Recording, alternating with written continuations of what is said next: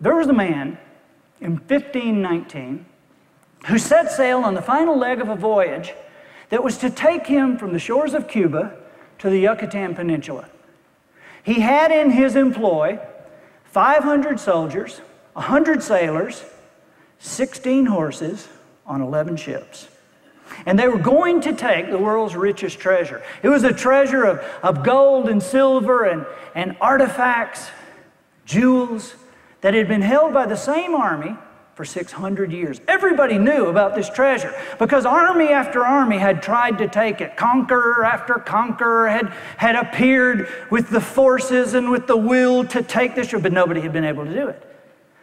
This guy, his name was Hernando Cortez, he was a conqueror, which, you know, to our way of thinking, this is a horrible thing. But back then, it was like a job description. You know, you could be a doctor, you could be a baker, you could be a conqueror. You know, there were courses in it. And little kids would grow up wanting to be. And so anyway, Cortez was a conqueror. But he was a little bit different in his approach because he knew that time after time, people had gathered armies and nobody, so he had to gather an army whose level of commitment was beyond that which ordinary people consider commitment. So rather than just sign them up, he talked to them beforehand. He talked to them about what the treasure was like and what their lives would be like when they took the treasure and what their families and the generations of lives would be like when they took the treasure and how they were going to take the treasure and why they were different and what would be like that moment that they put their hands on. And so he laid a vision out for these people, for these men. And then they set sail. Well, halfway through the voyage, he realized he had a problem because a lot of these people who were so certain turned into whiners. You know, I mean, halfway across, you know, Mr. Cortez, we're not sure we should be on this ship at this time. It was amazing. And Cortez was like, and they got there. When they got there, they didn't just walk in and fight like conquerors had done in the past. He waited there on the beach.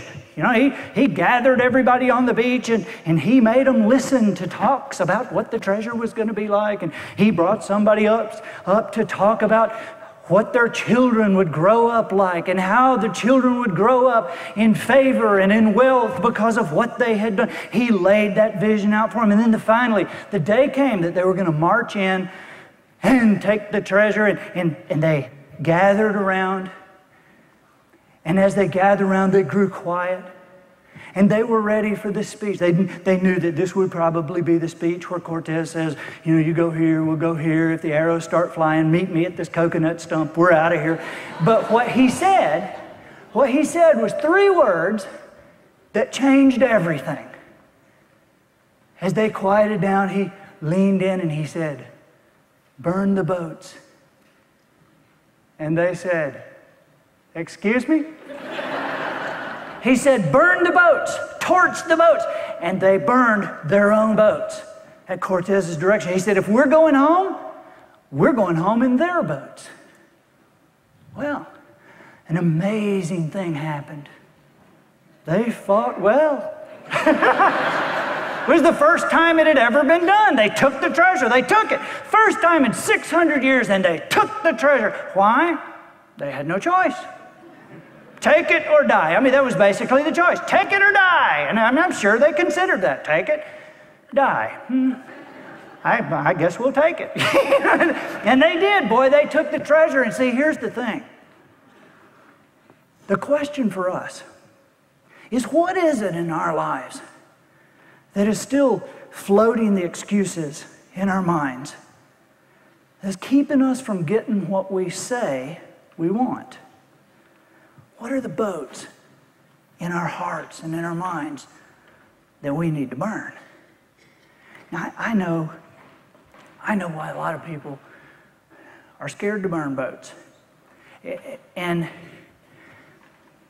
frankly, a lot of it has to do with personal feeling.